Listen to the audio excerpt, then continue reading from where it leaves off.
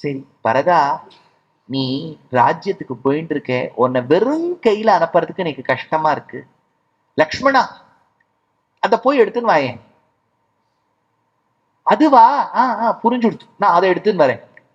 இல்ல இப்ப மீடியா சேனல்ல ஜூம் பண்ணி பாக்குறது, அதுங்கிறாரு, அது எது? எல்லாரும் இப்படி ஜூம் பண்ணி பாக்குறா, எல்லா நியூஸ் சேனல்ல ஜூம் போட்டு பாக்குறா. அப்படியே ஆசிரமத்திலேருந்து ஏதோ எடுத்துன்னு வர லக்ஷ்மணன், என்ன எடுத்து வருகின்றார் பார்ப்போம் இப்போது இடைவேளைக்கு பிறகு அப்படின்னு சொல்லிட்டு தொடர்கிறது அப்படின்லாம் சொல்லிட்டு பார்த்தா ராமருடைய பாதுகையை ஏழை பண்ணின்னு எடுத்துன்னு வர. இப்போ நம்ம வீட்டிலேயே நடக்கும் இல்லையா? இப்ப பாட்டி எங்கேயோ வெளில போனோங்கிறா, என்ன செருப்பு எடுத்துன்னு வா அப்படிங்கிறா. நம்ம என்ன பண்ணின்னு வருவோம்? 2 செருப்பையும் தலை மேல வச்சுன்னா எடுத்துன்னு வருவோம், போட்டுன்னு வந்துருவோம் இல்லையா? அது அரையும் குறையுமா, பாட்டி செருப்பு சின்னதா இருக்கும், நம்மளது பெருசா இருக்கும் காலு, ஆனாலும் அரையும் குறையுமா உள்ள அப்படியே ஃபிட் பண்ணிட்டு வந்துருவோம். ஏன்னா செருப்பெல்லாம் நம்ம அதுக்கு மேல தொடப்படாதுன்னு நமக்கு ஒரு பிரெஸ்டீஜ் இஷ்யூ. ஆனா லக்ஷ்மணன் ரெண்டுத்தையும் தூக்கிண்டு தன் திருமுடி மேல வச்சுன்னு ஏந்தின் வர. அதை இங்க வச்சுடுப்பா லக்ஷ்மணா. வச்ச 2 பாதுகைய. ராமர் அது மேல ஏறினர். அதிரோகாரிய பாதாபியாம் பாதுகே ஹேமபூஷிதே. அது மேல ஏறி இறங்கி, பரதா இப்ப எடுத்துக்கோ. பரதன் டக்குன்னு எடுத்துட்டு தலை மேல வச்சுன்னு போயிட்டார். எல்லாருக்கும் ஒரே குழப்பம், என்ன சார் இப்ப நடக்குது, ஒண்ணுமே புரியல. அவர் ஏதோ எடுத்துன்னு வந்தார், இவர் இங்க வச்சார், இவர் ஏறி இறங்கினார், இவர் கொடுத்தார், அவர் தலையில வாங்கிட்டு போயிட்டார். ஒரு 2 ஸ்லிப்பர், பாட்டா ஸ்லிப்பருக்கு இவ்வளவு பிரபாவமா? நமக்கு ஒரு டவுட் வருமா வராதா? 99 ஒன்லின்னு வைக்கிறான் பாட்டால. அதனால இவ்வளவு பிரபாவமான்னு கேட்டா, நம்ம போட்டுண்டா அது செருப்பு, பெருமாள் அணிந்தால் அது மரவடி பாதுகை. ஏன் அப்படின்னா, வேதாந்த தேசிகன் என்னும் ஆச்சாரியன் வடமொழியான சம்ஸ்கிருதத்துல இந்த பாதுகை பெருமாள் தரித்த மரவடி மீது 1008 ஸ்லோகங்கள் எழுதியிருக்கார். பாதுகா சகசிரம்னு பேர் அதுல. அதுல ஒரு இடத்துல சொல்ற, ஆழ்வார் சொன்னதுதான், மரவடியை தம்பிக்கு வான்பணையம் வைத்து போய் வானோர் வாழன்னார் ஆழ்வார். என்னன்னா, பெருமாள் ராமர் 2 செருப்பையும், 2 பாதுகை, செருப்பு நான் சொல்றது காரணம் புரியறதுக்காக, பாதுகை மரவடின்னு வச்சுக்கோங்க. அந்த பாதுகை 2ஐயும் பரதனிடத்தில் அடமானம் வச்சுட்டு போயிருக்காராம். என்ன சார், பாதுகையெல்லாம் அடமானம் வைக்க முடியுமா? இந்த பரத்லால் அப்படின்னு ஒருத்தர் இருந்திருக்க. பரத்லால்னா யார் தெரியுமோ? அவர் தான் பான் புரோக்கர். பரத்லால் ஜுவல்லர்ஸ் அப்படின்னு பேரு. பரத்லால் ஜுவல்லர்ஸ் கிட்ட நான் போய் இந்த செயினை அடமானம் வச்சா எவ்வளவு கொடுப்பார்? இது 30,000 ரூபாய் இந்த செயின், ஒரிஜினல் விலை. அவர் எவ்வளவு கொடுப்பார்? 15 கொடுப்பார். ரொம்ப பரத்லால் எங்க இருக்காருன்னு சொல்லிட்டு நான் போயிடுறாங்க, பாதி விலை கொடுக்குறாரு. 10,000 தான் கொடுப்பார். ரொம்ப ரியலிஸ்டிக்கா இருக்கா அந்த மாமி, அதனால 10,000 தான் கொடுப்பார். ஆச்சா? அப்படின்னா இது விலை 30,000னா அதுல பாதியோ இல்லாட்டா பாதிக்கு குறைவா இருக்கக்கூடிய விலையோ தான் அவ கொடுப்பா. பரதன் என்கின்ற அடகு கடைக்காரன் கிட்ட ராமர் தானா இருக்கக்கூடிய வேல்யூவை மீட்டுக்கணும். ஏன்னா அவர் தான் காட்டுக்கு 14 வருஷம் போயிட்டு ராவண, கும்பகர்ண, இந்திரஜித், மால்யவான், மாரீச்சன் எல்லாம் கொன்னுட்டு வரணும். அவர் காட்டுக்கு போகணும்னா பரதன் என்கின்ற அடகு கடைக்காரன் கிட்ட தன்னை மீட்டுக்கணும். தன்னை மீட்டுக்கணும்னா அவரை விட 2 மடங்கு உயர்ந்த ஒரு வஸ்துவ பரதன் கிட்ட அடமானம் வச்சாதான் தன்னை மீட்டுக்க முடியும். இது புரியுறதா? இப்ப பரதனுடைய வேல்யூ எக்ஸ்ன்னு வச்சுக்கோங்களேன். 2x பரதன் கிட்ட அடமானம் வச்சால்தான் தன்னை மீட்டுக்க முடியும். அதனால தன்னை விட உயர்ந்தது எதுன்னு யோசிச்சாரா ராமர். தன்னை விட உயர்ந்தது பாதுகைகள். அதனால பாதுகைகளை பரதன் கிட்ட அடகு வச்சுட்டு அதுல பாதி விலையா இருக்கக்கூடிய தன்னை மீட்டுண்டு காட்டுக்கு போயிட்டு திரும்பி வந்தாரா. ஆழ்வார் எடுத்த மரவடியை தம்பிக்கு வான்பணையம் வைத்து போய் வானோர் வாழ. அதனால போயிருக்கார். அடித்தளம் 2ஐயும் அழுத கண்ணினான், முடித்தளம் இவை என்று முறையில் சூடினான், படித்தளத்து இறைஞ்சினை பரதன் போயினான், பொடித்தளம் இங்குமாறு போலம் கொள் மேனியான் அப்படின்னு எடுத்தார். இப்போ பரதன் எங்க தங்கினார்? பரதன் இந்த 2 பாதுகையும் வச்சுட்டு நேர அயோத்தியால போய் ஜாலியா ஏசி ரூம்ல குழுன்னு உட்காந்துட்டார். கரெக்டா? என்ன பண்ணார் அவர்? நந்தி கிராமத்துல போய் தங்கினார். நந்தி கிராமம்ங்கிறது அந்த காலத்து அவுட்ஸ்கட்ஸ், அயோத்தியால இருக்கக்கூடிய அவுட்ஸ்கட்ஸ். ஒரு ஃபெசிலிட்டி இருக்காது, ஒண்ணுமே இருக்காது. எங்க அண்ணா காட்டுல மரபுரி தரிச்சுண்டு என்ன கஷ்டப்படுறாரோ நானும் அந்த அளவுக்கு கஷ்டப்படணுங்கிறதுக்காக நந்தி கிராமத்துல போய் இருந்தார். அந்த நந்தி கிராமத்துல தவம் செய்த கோலத்தில் பரதன் துன்புற்ற கோலத்துலதான் இன்னைக்கும் கேரளத்துல திரிசூர் பக்கத்துல இரிஞாலக்குடா கேள்விப்பட்டிருக்கா? அங்க பெருமாளுக்கு என்ன பேர் தெரியுமோ? சங்கமேஸ்வரன் கூடல் மாணிக்கம்னு பேர். அங்க போய் இருந்தா நீங்க பார்த்தீங்கன்னா இன்னைக்கும் பரதன் கோலத்துல கஷ்டப்படக்கூடிய கோலத்துலதான் இருப்பார். நந்தி கிராமத்துல எப்படி இருக்காரோ அப்படிதான் இருப்பார். அதனால நந்தி கிராமத்துல போய் பரதன் தங்கினாராம். அதை சொன்னார் கம்பர். நந்தியம் பதியிடை நாதன் பாதுகம் செந்தனி கோல முறை செலுத்த சிந்தையான் இந்தியங்கள் அவித்து இருத்தல் மேனியான் அந்தியும் பகலும் நீர் அறாத கண்ணினான். இது பரதனுடைய கோலம். இப்ப ராமர் என்ன பண்ணார்? சீதையோட மேல நடந்து வந்தார். அத்ரி அனசூயா ஆசிரமத்துக்கு வந்தார். அத்ரிங்கிறவர் ஒரு மகரிஷி. அவருக்கு ஒரு ஒய்ஃப் அனசூயான்னு இருந்தா. அசூயானா என்ன? அசூயானா சொல்லணும் நீங்க. பொறாமை. அனசூயா அப்படின்னா என்ன? பொறாமை இல்லாதவள்னு ஒரு அர்த்தம் வருதா? ஆனா உயர்ந்த அர்த்தம் எது தெரியுமோ? எவளை பார்த்து பொறாமையே பட முடியாதோ அவளுக்கு அனசூயான்னு பேர். அவளுக்கு பொறாம இருக்கிறது பெரிய விஷயம் இல்ல. எப்போ ஒருத்தரை பார்த்து பொறாமப்படுவோம்? இப்ப நானும் இப்ப பல பேர் சொல்லுவா, சார் நானும் அவரும் ஒன்னாதான் சார் படிச்சோம், ஒரே கிளாஸ் ஒரே பெஞ்ச், இருக்கிற காம்பஸ் எல்லாம் போட்டு அந்த பெஞ்ச் எல்லாம் கீத்தி கீத்தி கீத்தி விட்டுருக்கோம் சார், ரெண்டு பேரும் we are all partners in crime, ரெண்டு பேரும் ஒன்னாதான் சார் படிச்சோம், இப்ப அவர் எங்கேயோ போயிட்டார் சார் அப்படின்னா அந்த வைத்தறிச்சலோடு சொல்றோம் பாருங்க.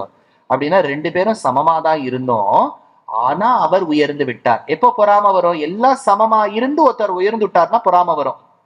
எல்லா விதத்திலும் ஒருத்தர் வித்தியாசப்பட்டு இருந்தா அவரை பார்த்து பொறாமையே பட முடியாது. இப்போ ஒருத்தர் சொல்ற, சார் எனக்கு ரமண மகரிஷியை பார்த்தா ரொம்ப பொறாம சார், சொல்லவே முடியாது. அவர் எங்கேயோ இருக்கார், நம்மளால கம்பேர் பண்ணிக்க முடியுமா? ஒரு காஞ்சி பரமாச்சாரியால பார்த்து எனக்கு ஒரே பொறாம சார், சொல்லவே முடியாது. அவர் எங்கேயோ இருக்கார், நம்ம எங்கேயோ இருக்கோம். அனசூயாங்கிறவள் எப்பேற்பட்டவள்னா யாரும் அவளெல்லாம் கம்பேரே பண்ணாதீங்க சார், அவர் ரேஞ்சே தனி. அதனால அப்பேற்பட்டவளா அனசூயா. அனசூயா கிட்ட ஒரு பேஸ்ட் இருந்துதான், பர்ஃப்யூம் மாதிரி ஒரு பேஸ்ட். அந்த பேஸ்ட்டை நீங்க பூசிண்டா 2-3 நாள் குளிக்காம இருந்தாலும் அழுக்குப்படாம இருக்கும். அப்படிலாம் இருக்கு அந்த காலத்துல. பாருங்களேன் எப்படி சார். இப்பெல்லாம் வந்து இந்த ஸ்க்ரப்லாம் கிடைக்கிறது பாருங்க, ஆரஞ்ச் ஸ்க்ரப், ஏப்ரிகாட் ஸ்க்ரப் அப்படிலாம் மேல போட்ட ஃபவுண்டேஷன் ஒண்ணு கிடைக்கிறது. கரெக்டா யூஸ் பண்றது இல்லைங்களா? நேச்சுரலாவே பியூட்டிஃபுல்லா இருக்கிறதுனால நீங்க யூஸ் பண்றது இல்லை. ஃபவுண்டேஷன் ஒண்ணு கிடைக்கும். அதாவது நமக்கு சாஸ்திரத்துல ஃபவுண்டேஷன் இருக்கோ இல்லையோ, உடம்புக்கெல்லாம் ஃபவுண்டேஷன் உண்டு. அதெல்லாம் போட்டுட்டா பிரமாதமா பல பல பல பல பலான்னு இருக்கும். எதுக்கு இது சொல்ல வந்தேன்னா, பிற்காலத்துல சுந்தர காண்டத்துல சீதை குளிக்க மாட்டான். ஏன்னா லங்கையில போய் தனியா குளிச்சுலாம் அவ இல்லை. ஆனா அவ அனசூயா கொடுத்த அந்த அந்த அந்த பேஸ்ட்னால ரொம்ப நாள் அவளால தாங்க முடிஞ்சதுன்னு. அப்ப அனசூயா தேவி நிறைய ஆபரணங்கள் கொடுக்கிறா. குமரர் நீர் இவன் அடைந்து உதவு கொள்கை எளிதோ, அமரர் யாவனுடும் எவ்வுலகும் வந்த அளவே, ஏமரின் யார் தவம் முயன்றவர்கள் என்று உருகினன், தமர் எல்லாம் வர வந்தனை தன்மை முனிவன் அன்ன மாமுனியோடு அன்று அவன் உரைத்தது, அவன் அரும் பணி கற்பின் அஞ்சிய பணியால் அணிகள் நும் தூஷொடு சந்து இவை சுமந்து பொன்னொடு ஏகி அவர் தண்டகவனம் புகுந்தனர். தண்டகவனம்ங்கிறது தண்டகாரண்யத்துக்குள்ள போன உடனே என்னாச்சு அப்படின்னா, அங்கதான் பியூட்டி. விராதன் ஒருத்தர் ஒரு அரக்கன் சீதையை கடத்தின்னு போயிட்டான். போன உடனே காட்டுக்குள்ள நுழைஞ்ச உடனே ஃபர்ஸ்ட் கிட்னாப். அந்த காலத்துல மோஸ்ட் கிட்னாப் யாருன்னா சீதை, திரௌபதி, இவா ரெண்டு பேரும் தான் மேக்சிமம் கிட்னாப் பண்ணிருக்கா. இத்தனைக்கும் அவ பீகார்ல கூட இல்லை, ஆனாலும் அவ்வளவு கிட்னாப் நடந்திருக்கு. நில்லும் நில்லும் என வந்து நின்ன முண்ட நெடு வெண் பல்லும் வல் வயிறும் மின்னு பகுவாய் முளைந்து திறந்து அல்லிப்புல்லும் மலர் அன்னம் அன்னையாளை ஒரு கை சொல்லும் ஏகினன் முகந்து உயர் விசும்பு தொடர அப்படின்னு அவன் கவர்ந்துன்னு போயிட்டான். யாரு? விராதன். ஓன்னு கத்துறா, ஐயோ லக்ஷ்மணா ராமா, ஐயோ லக்ஷ்மணா ராமான். இப்ப ராம லக்ஷ்மணால் பின்னாடியே ஓடின்னு போறா. Sita I am there for you, I am there for you அப்படின்னு இவன் ரெண்டு பேரும் ஓடுறான். இப்ப விராதன் என்ன பண்ணிட்டான்? சீதை விட்டுட்டு இவா ரெண்டு பேரையும் தூக்கின்னு போயிட்டான். சீதை சொன்னா கடத்துறதுதான் கடத்துற, ஒன்னா கடத்தப்படாத ஒரு ஃபேமிலியா 3 பேரையும் கடத்தினான்னு சந்தோஷம். அதான் ராவணனுக்கே சொல்லுவா, ராவணன் கடத்தின போது சீதையோடு ராமனையும் சேர்ந்து கடத்தினான்னு வச்சுக்கோங்க, யுத்தமும் நடந்திருக்காது, சீதையும் ராமனும் ஃபாரின் கண்ட்ரிக்கு போன மாதிரி இருக்கும். இல்ல 2 பேருக்கும் கல்யாணம் ஆனோடனே நீங்க எங்கேயும் கூட்டுட்டே போக மாட்டேன்னு சொன்ன உடனே பாஸ்போர்ட் இல்லாம ஜாலியா ஸ்ரீலங்கா போயிட்டு அவ வந்துள்ளான். கடத்தினதை தனித்தனியா பிரிச்சு கடத்திட்டான். அதுதான் அவங்ககிட்ட இருந்த தகராறு.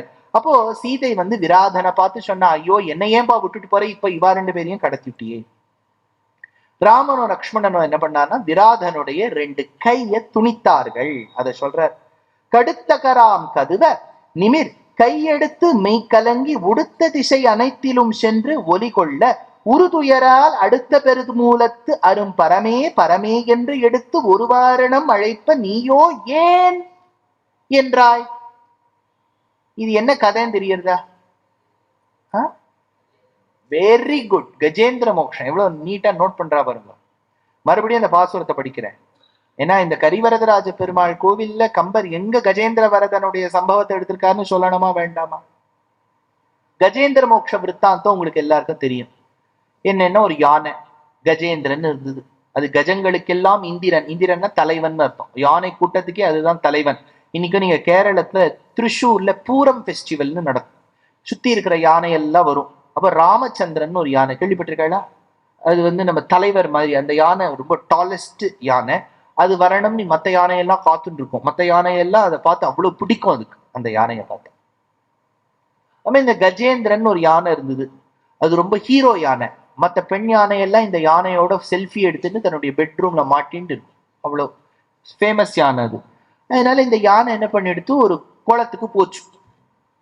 புஷ்பத்தை அப்படியே அந்த ஜலத்துல அப்படியே ஜலக்கிரீடை எல்லாம் பண்ணிட்டு, வாட்டர் தீம் பார்க் உங்க ஊர் பக்கத்துல ஒண்ணு இருக்கே, என்னது இது?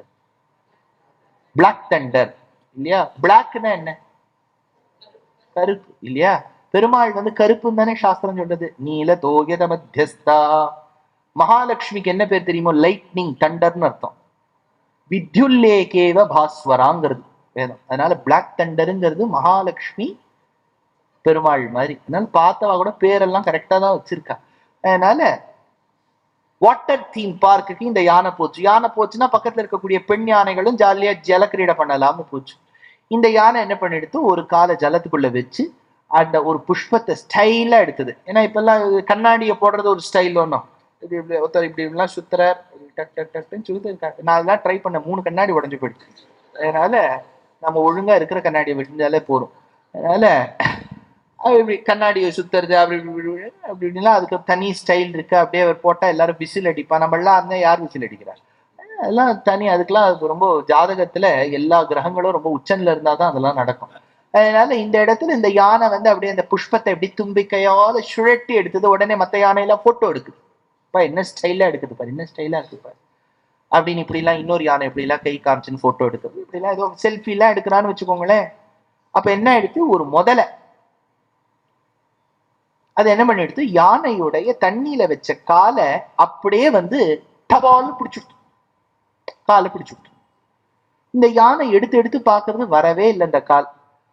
உடனே அது பாவம் திரும்புறது. மற்ற யானையெல்லாம் பாவம் இந்த யானைக்கு ஹெல்ப் பண்றேன்னு பேர் வழின்னு பாக்கி 3 காலை பிடிச்சு இழுக்குறது. ஒரு காலை முதல்ல பிடிச்சு இழுக்கிறது, பாக்கி 3 காலை மத்த யானையெல்லாம் பிடிச்சு இழுக்கிறது. இதுகளுக்கெல்லாம் உபகார சத்ருன்னு பேர். கூடவே இருந்து உதவி செய்கின்றேன் என்று துன்புறுத்தக்கூடிய மித்திரர்களுக்கு உபகார சத்ருன்னு பேர். இதெல்லாம் பிடிச்சு பிடிச்சு இழுக்கிறது. இதுக்கு எவ்வளவோ வருஷம் சண்டை நடந்ததுன்னு புராணம் சொல்றது. அதனால கஜ ஆகர்ஷத்தே தீரே கிராக ஆகர்ஷத்தே ஜலே இருக்கட்டும். இப்ப இந்த யானை எவ்வளவோ தன்னுடைய பலத்தால தன்னை காப்பாத்திக்கணும்னு பார்த்தது. அல்டிமேட்லி என்ன எடுத்து, ஒரு பர்டிகுலர் இன்ஸ்டன்ட்ல இந்த யானையால முடியல. அது என்ன பண்ணிடுத்து, ஆதி மூலமே அப்படின்னு கத்திட்டு. அந்த காலத்து படங்கள்ல எல்லாம் இந்த ஹீரோ மலையிலேருந்து கத்தினார்னா ரேகா ரேகா ரேகா. அதுல அது எக்கோல வரும்போது கா மட்டும்தான் விழும், ரேவே விழாது. ரேகா ரேகா ரேகா ரேகா. இந்த ஆதி மூலமேன்னு இது கத்தும் போது ஆதி விழவே இல்லை. ஆதி மூலமே மூலமே மூலமே மூலமே. இது நேர அமராவதியில போய் விழுந்தது. அமராவதி யாருது? நம்ம நாயுடு கட்டுறாரு ஒருத்தர், அவரது இல்ல, இது வேற அமராவதி. அந்த அமராவதியில இந்திரன் சச்சி தேவியோட உட்காந்துட்டு இருக்கான். அவனுக்கு எப்பவுமே டான்ஸ் தான். யாராவது டான்ஸ் ஆடிட்டே இருக்கணும். ரம்பா, ஊர்வசி, திலோத்தமா யாராவது டான்ஸ் ஆடினா அவன் பார்த்துட்டே இருப்பான். ஃபுல்லா அவன் என்டர்டெயின்மெண்ட் மேன். அதனால மூலமே மூலமே அப்படிங்கிறது இவன் காதுல விழுந்துட்டு. உடனே சச்சிதேவி கிளம்புங்கன்னா ஐராவதத்தை வர சொல்லுங்க அப்படின்னா. ஐராவதம் மெதுவோ, யானை எப்படி வரும், அது மெதுவோ வருது பார். Airavatham there is another elephant suffering சஜாத்தியம், உங்க கம்யூனிட்டி தான், நீங்க உடனே இந்திரனை கூட்டுட்டு போ. யானை எந்த வேகத்தை ஓடினாலும் பாவம் சுமாராதான் ஓடும். அது மேல இந்திரன் அது மேல ஏறி உட்காந்து கிளம்ப ஆரம்பிச்சா. ஓகே தேவையானே பாய், நான் கட்டி வச்சிருக்கேன், புளியோரை ஒரு டப்பால கட்டியிருக்கேன், தெரிஞ்சா போற வழியில சாப்பிட்டு போங்கோ அப்படின்னு சொல்லிட்டு அவன் அமிச்சுட்டான். மூலமே மூலமே. இது அடுத்தது சத்தியலோகத்துல போய் கேட்டுது. சரஸ்வதி மாமி அப்பதான் வீணை கச்சேரிக்கு கிளம்புறதா இருக்கா.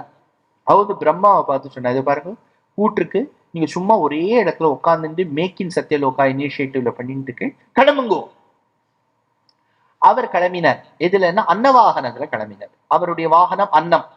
அன்னம் மெதுவா தான் போகும். இந்த கல்கட்டா ட்ராம் கேள்விப்பட்டிருக்கீங்களா? அதுல நீங்க ஏறி இறங்கி கரிகாயெல்லாம் வாங்கின்னு மறுபடியும் ஏறிடலாம். அந்த மாதிரி மெதுவா இருக்கு. போயாச்சு.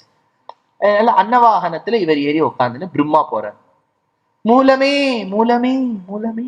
அடுத்தது கைலாசத்துல போய் கேட்டு, அங்க ஹஸ்பண்ட் அண்ட் ஒய்ஃப் 2 பேரும் டான்சர்ஸ். எப்பவுமே சில வீட்டுல என்ன ஆயிடும்னா, ஆடிட்டரா இருந்துட்டா அவ அப்பா அம்மா கிட்ட சொல்லிடு, எனக்கு ஆடிட்டர், நான் ஆடிட்டர், எனக்கு ஆடிட்டராவே பாரு. ஆடிட்டரை தான் பண்ணிப்பா. எப்பவுமே டாக்டரை தான் பண்ணிப்பா. இப்ப கதை சொல்ற வேலைலாம் அப்படி பண்ண முடியாது. கதை சொல்ற வேலையே பண்ணிக்கிறேன். 2 பேரும் வீட்டுல கதை சொல்லிகிட்டே இருந்தா. அதனால சிவன் என்ன பண்ணார், ஒரு பெரிய டான்சர் இல்லையா? பரதநாட்டிய சாஸ்திரத்துக்கே ராஜானா நடராஜர் தான். கலை தூக்கி நின்றாடும் தெய்வமே. அவ்வளவு பியூட்டிஃபுல்லா டான்ஸ் ஆடுவார். அவர் என்ன பண்ணிட்டார், அம்பாளை கல்யாணம் பண்ணிட்டார். அம்பாளும் சூப்பர் டான்சர். 2 பேரும் டான்ஸ் ஆடிட்டு இருக்கா. மூலமே மூலமே சொன்ன அம்பாள் சொன்னா, இது பாருங்க கிளம்புங்க, வேர் இஸ் நந்தி அப்படின்னா. நந்தி இப்பதான் ஜல்லிக்கட்டுக்கு போயிட்டு வந்திருக்கு. அதனால வந்த உடனே காலை மேல ஏறி உட்காந்து சிவபெருமான்னு அமுச்சுட்டா. நான் திருவாதிரை களி கூட ஒரு கூட்டு கேள்விப்பட்டிருக்கேன். திருவாதிரை களி ரொம்ப டேஸ்டியா இருக்கும். ஸ்வீட்டு, அது காரம். இல்லாட நீங்க சிதம்பரத்துல ஒரு பிரசாதம் பண்ணுவா, கேள்விப்பட்டிருக்கேன். மிளகு வரையன்னு ஒண்ணு பண்ணுவா சிவனுக்கு, கேள்விப்பட்டிருக்கேன். மிளக நன்னா, அது நான் அப்புறம் மெனு ரெசிபி எல்லாம் தனியா வாங்க சொல்றேன். என்னன்னா மிளகு வரையன்னு ஒண்ணு பண்ணிட்டு கத்திரிக்காய் குட்ஸ் ஒண்ணு பண்ணுவா. அது சிதம்பரத்து நடராஜருக்கு ரொம்ப பிடிக்கும். அந்த காம்பினேஷன் அவருக்கு ரொம்ப பிடிக்கும். ஏன்ல என்ன கேட்காதீங்க. அதெல்லாம் சிவனுக்கு நன்னா டப்பாவா பண்ணி ஆரம்பிக்கிற அம்பாள். ஹெப்பார்ஸ் கிச்சன் மாதிரி இது உமாஸ் கிச்சன், உமா பார்வதியுடைய கிச்சன் எல்லாம் போகுது. மூலமே மூலமே மூலமே அப்படின்னு சொன்ன போது அங்க வைகுண்டத்துல பெருமாள் தூங்கிட்டே இருக்காரு. உறங்குவது போல் யோகி செய்யும் பெருமாள். மகாலட்சுமி நன்னா காலை அமுக்கி அமுக்கி விடுறா. ஏன் தூக்கம் வராது? நன்னா ஜிங்குன்னு படுத்துட்டு இருக்காரு. மென்மேகம் மென்மேகோ பட் ஐ கோ ஆன் ஃபார் எவர்னு அப்படி ஜாலியா படுத்துட்டார். மூலமே சொன்னா மகாலட்சுமி கூப்பிடுறாரு. ஐயோ இருக்கட்டும், மத்தவெல்லாம் போயிருப்பா, நான் இங்கேயே படுத்துக்கிறேன். படுத்துட்டார் பெருமாள். இப்பதான் நான் சொன்னேன் பாருங்க, எக்கோல என்ன எடுத்து அந்த ஆதி விட்டு போயிடுது. இப்ப மறுபடியும் யானை ஆதி மூலமே. இப்ப ஆதி கேட்கறது, மூலம் கேட்க மாட்டேங்குது. ஆதி கேட்டுடுச்சு. இப்ப ஆதி கேட்ட உடனே ஐராவத்தம் நின்னுடுச்சு. அது இந்திரனை பார்த்து சொல்லிச்சு, இது பாருங்க ஆதி மூலமே நிறுத்தோ, எல்லாத்துக்கும் யாரு முதல் காரணமா அவரை கூட்டுடுத்தோ, ஏன்னா நீங்க முதல் காரணம் இல்ல, திரும்பிடுங்க. உடனே சச்சி தேவி நான் ஸ்கூல்லாம் போகும்போது என்ன ஆயிடும்னா, ரொம்ப மழை கொட்டி எடுத்தோம்னா டிஃபன் பாக்ஸ் எல்லாம் எடுத்துன்னு வந்துருவேன். அது வீட்டுல உட்காந்து நான் சாப்பிடணும். அதனால அவ கட்டி கொடுத்த சாப்பாடெல்லாம் எல்லாரும் உட்காந்து சச்சி தேவியை உட்காந்து பிரிச்சு சாப்பிட்டு இருக்கா. ஆயிடுச்சு. அன்னவாகனம் அப்பதான் வந்திருக்கு. அது இன்னும் கிளம்ப கூட இல்லை. அது பிளாட்ஃபார்மை விட்டு இன்னும் கிளம்பல. அது இன்னும் திரும்பி விட்டு. சரி, சரஸ்வதி தேவியை பார்த்து பிரம்மா சொல்லிட்டார், I am not going anywhere, it has called Adi Moolam, not me அப்படின்னு உட்கார்ந்து விட்டார். சிவபெருமான திரும்பிட்டார். லெட்ஸ் கண்டினியூ டான்சிங் அப்படின்ட்டு அவர் டான்சிங் ரெஸ்யூம். இப்ப இந்த ஓலா கேப்ல எல்லாம் ரெஸ்யூம் பிளேயிங் அப்படின்னு போட்டா திரும்பி வருது பாருங்க. அந்த மாதிரி இவர் ரெஸ்யூம் பண்ணிட்டா. உடனே டான்ஸ்.